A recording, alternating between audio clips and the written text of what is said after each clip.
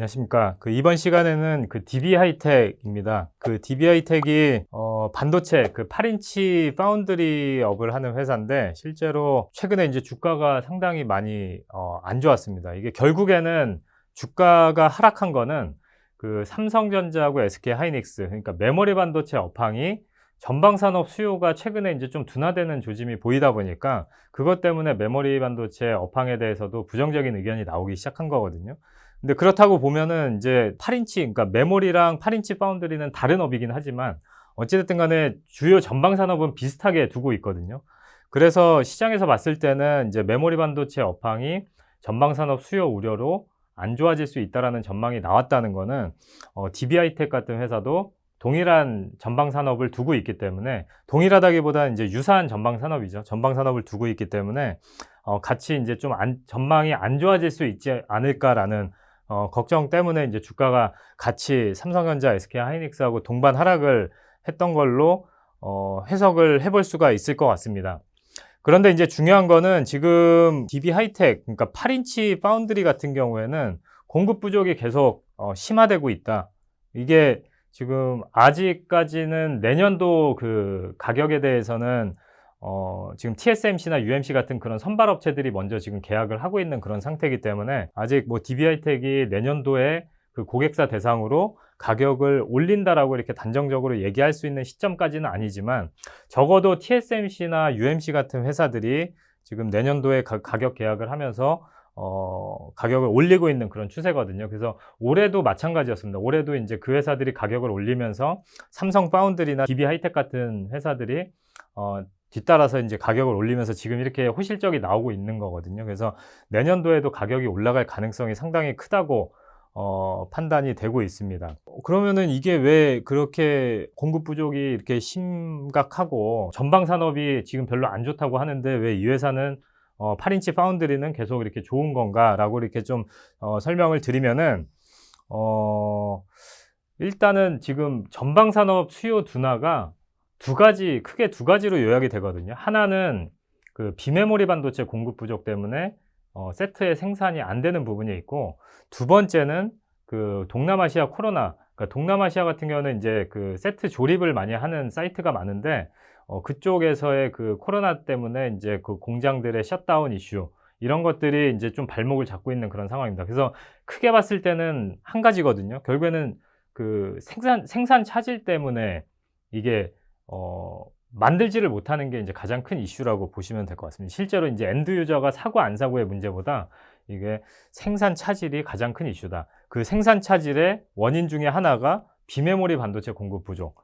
그거에서 당연히 이제 8인치 파운드리, 12인치도 마찬가지고요. 8인치도 마찬가지고, 이게 공급이 부족하기 때문에 전방 기업들이 생산을 못하는 거고, 그게 메모리 반도체 업에서는 수요가 둔화되고 있는 그런 원인 중에 하나인 거거든요. 그렇기 때문에 그 원인을 제공하는 게 이제 8인치 파운드리의 공급 부족이다. 근데 이제 그게 실제로 8인치보다는 이제 12인치가 더 큰 기여를 하고 있거든요. 그러니까 스마트폰이나 PC나 이런 것들의 생산 차질은 12인치 쪽에 조금 더 노출이 많이 돼 있다고 보시면 될 것 같습니다. 그래서 8인치 같은 경우에는 여전히 공급 부족이 심각한 상황이고, 내년에도 이제 계속 이어질 가능성이 상당히 크다고 보시면 될 것 같고요.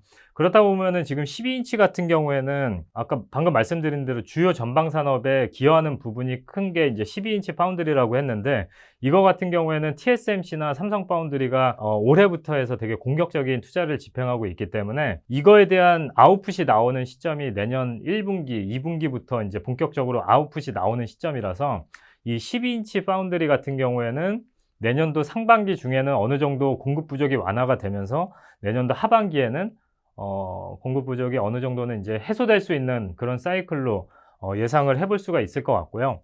반면에 이제 8인치 같은 경우에는 되게 고질적인 이슈가 공급이 늘어나기 힘들다는 겁니다. 기본적으로 장비 수급이 최근에 이제 여러 가지로 원자재도 그렇고 장비도 그렇고 공급 부족 이슈가 상당히 심한데, 그거를 제외하고 봐도 예전부터 8인치 파운드리 장비는 구하기가 힘들었습니다. 그렇기 때문에 지난 10년 동안 8인치 업체들을 쭉 보면은 캐파가 늘어난 부분이 거의 없습니다. 일부 업체들 늘어난 것들은 보면은 대부분 경쟁사의 팹을 인수한다거나 M&A를 통해서 이제 그 캐파가 늘어났던 거거든요. 그렇기 때문에 이거는 과거에도 그랬고 지금도 그렇고 지금 그 캐파가 늘어나는 거는 상당히 제한적이다. 그렇게 보면은 12인치는 내년도부터 어느 정도 해소가 되고 되는 그림으로 예상을 할 수 있는데 8인치는 내년에도 상당히 이제 공급 부족이 심화될 수밖에 없지 않을까 이렇게 생각을 해볼 수가 있을 것 같습니다. 그렇기 때문에 내년도에도 지금 일단은 단기적으로 3분기 영업이익이 지금 1,000억대로 전망이 되고 있고요. 4분기에도 그 성과급을 감안해서 봐도 1,000억대 영업이익을 기록할 걸로 전망이 되고 있습니다. 거기다가 내년도에까지 이제 가격이 올라간다고 하면은 실제로 내년도 연간 영업이익은 5,000억대가 충분히 달성이 가능한 거거든요. 그래서 보수적으로 봐도 4,986억 원 영업이익을 기록할 수 있다.